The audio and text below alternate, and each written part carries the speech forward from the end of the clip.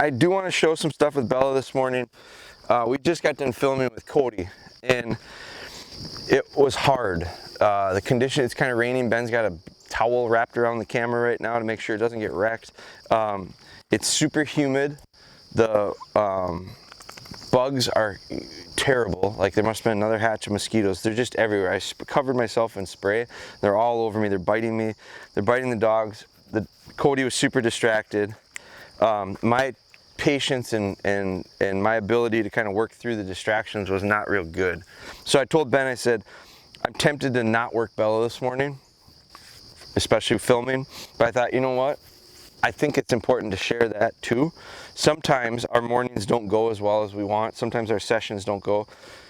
Sometimes the shortened or eliminating the session altogether sometimes is the best thing. Now, I do think that because I enjoy working with her, I do enjoy working with my dogs, and it's usually a point that makes me feel a little bit better. I have to be careful for lots of reasons not to let it get negative, a session with a dog, but also a lot of times it tends to help me. So just get a little more positive outlook on things. So I'm going to work her. It's going to be real short and sweet because I know the conditions suck today. And so the session went short with Cody, but it probably maybe even went too long for just the way things were going.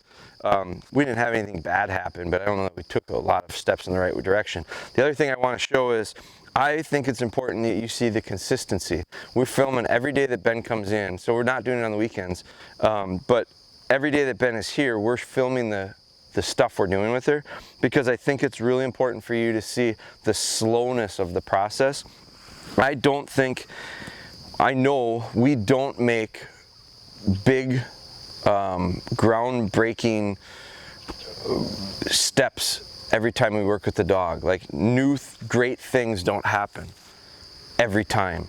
So a lot of times I think people think that, you know, because they see updates spaced out, that it just all of a sudden light bulbs turn on and amazing things happen, and every session we do something, you see this big giant step taken. It doesn't work that way.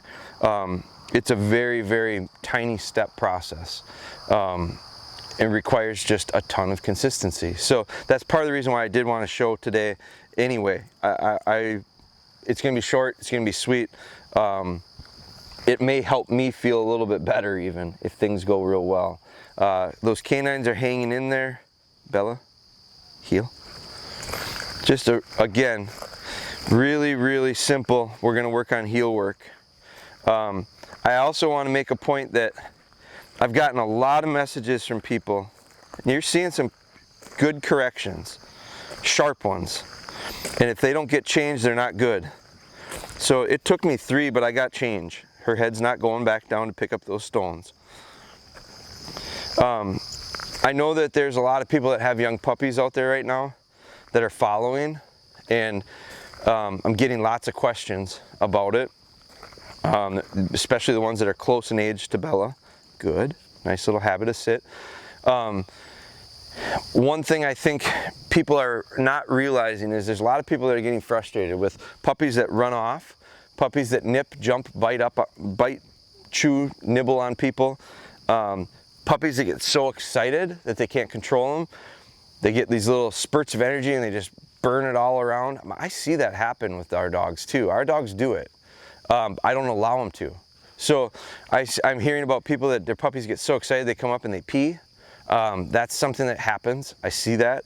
She did it when I first got her. She would come up and almost, I think it was excitement, a little nervousness, it was lots of different things, and she would squat down and pee when she first saw me. We got rid of that habit pretty quickly. And the way I did it with all of these things that are happening to a lot of people with dogs this age is they let their dogs just kind of lose the control. And so the answer is, for all these questions that I'm getting, is just put the dog on a lead. Just get the puppy on a lead. It becomes almost like a safety blanket. It's like this little insurance plan for you. If she gets too excited right now and wants to run hot laps, all I do is give her a little tap to the neck and she goes, I can't do that. Not allowed to do that. If she's gonna get so excited that she's peeing, can't control herself and pees, put her on the lead and don't let her spike and come to the valley and spike. Instead, get them kind of flatlining in the middle. So you're gonna notice, and I say that and I hear so many people tell me, I just want him to, I don't want to have to do that. I want him to be able to be a puppy. I tell people, you gotta let puppies grow up. You gotta let them be a puppy when they're puppies.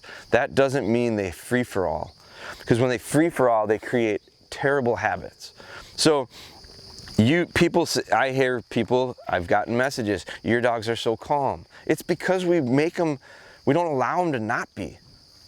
It's a cultural thing. She can get excited. She does get excited. But if it gets to the point where I lose control of her, I just take the control back. Put her on a lead, put her in her crate, put her on place. It's really simple to reel her back in. Come on. Now she lost focus there. Come on. It went too long. Sit. If I take her off the lead and just said, you know what, just go be a puppy. Do whatever you want to do. Now, she's in a kind of a training mode right now, and she's going, I need to be pretty close to him. I'm just going to leave her be, and I'm not going to pay attention to her. I'm going to see if she does get a little bit spun up. Because I do see people, we want to let them be a puppy, we want to let them explore. We want to make sure it's all good stuff. It doesn't downward spiral. So if we leave them alone and we just let them do their own thing, she's going to get into shit. She's going to start eating stuff. She's going to start playing with stuff. She's going to start getting excited. She's going to go do her own thing. And all the while, she's going to create habits. So I'm seeing what we can get her to do here. Oh boy, imagine that. So she can get excited. She can get to the point where she starts burning it around a little bit. All of a sudden, if you let this happen for too long, it's really hard to get control of it. So the way to fix it is to take the opportunity to fail away. And when they get to the point where they're all spun up like that, put them on a lead. So if I let her do this the majority of the time, how and why would she come to me with precision? Because the majority of the time she's on her own, kind of doing her own thing. Now, I've put in enough good habits with her that she should be able to recall out of some of these distractions. We work on that at the feeding times. I call her away from her food. I start that early, and it transfers out to situations like this. Bella, Bella, Bella, Bella, Bella, Bella, Bella, Bella, Bella, good girl. Here, here, here, here, here, here, here, here.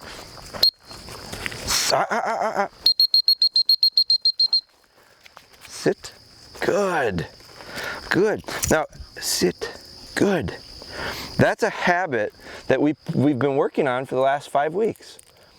Avoid losing control of them. Just don't let them get out of control so that you can't get them back into control. So I make that point because I'm hearing lots of questions about puppies that are coming in of, yeah, your dog's a lot different than mine. Bullshit. My dog is the same as yours. It's just we don't let it get to the point where we try to promote or allow this development of out of controlness, and then decide one day we need to have the control back because they're bigger. Start it out when they're little and be consistent. Just because when I say put the dog on a lead doesn't mean the dog has to be on the lead the rest of its life. It needs to be on a lead until you can get control where you can take it off lead. My older dogs were up north this weekend with us. Not once did I put an older dog on lead. Not once. So it's not the rest of their life, but when they were this age, when it was her, if she got out of control this weekend, I just slipped a lead on her. And my gosh, she behaved. She never didn't get into anything. She didn't cause trouble. She didn't run away. She didn't deny recall. Good. Heel. So that, to me, is as important of a message as you can get this morning. Is these little sessions are consistent, day in and day out. Heel. But in between these sessions, we really reinforce everything I'm talking about during these sessions. We don't just let a dog sit. We don't just let a dog get to the point where they have so much freedom that they create bad habits, and we can't pull them back from those distractions and temptations. Good. That's it for this session. We didn't do much, but we didn't lose any ground. Good. So we're gonna heel her in. The rain's starting to come down. We're gonna heel her in, put her up. Good girl. Okay. All right. I think we're gonna finish up with Bella here. We just had her outside and we talked about the conditions are tough today with mosquitoes and humidity and rain. So we did a little bit of heel work. Get up. And so brought her back in and I thought, you know what, let's just film it. Let's just record our feeding of her.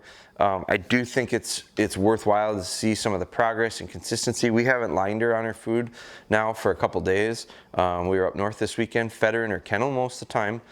Fed her outside the kennel a couple times as well. But so I want to show you the routine and the consistency carries on. So we came in, Ben was uploading some stuff to the computer.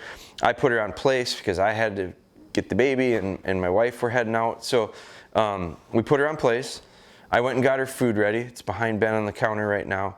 I'm gonna show you, so this is how I would get her off place. I wouldn't let her come off place on her own because it just creates inconsistency and questions in her mind. She's becoming very steady on that place. She's not coming off of there it's gonna take a lot of distraction for her.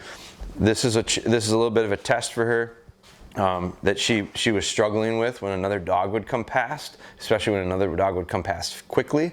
So I'm gonna call Ellie. Ellie, come here. I'll call Ellie over. Ellie. Good girl. So that's real tempting. It's real distracting. Would have failed. No. So I'm glad she did it, because I'm glad you saw it. So it became too much. And the timing of, by the time I corrected her, it was probably less than a second. And it wasn't too hard. It was pick her up and put her back down. And you can see her change. Ellie, go lay down. Ellie, go lay down. Go on. Go lay down. So we'll send Ellie back. And you see her. Bella's totally different. Bella goes, oh boy, I didn't know. I knew I shouldn't have come off of there. Ellie, come here. Good girl. Come on. Come on, Ellie.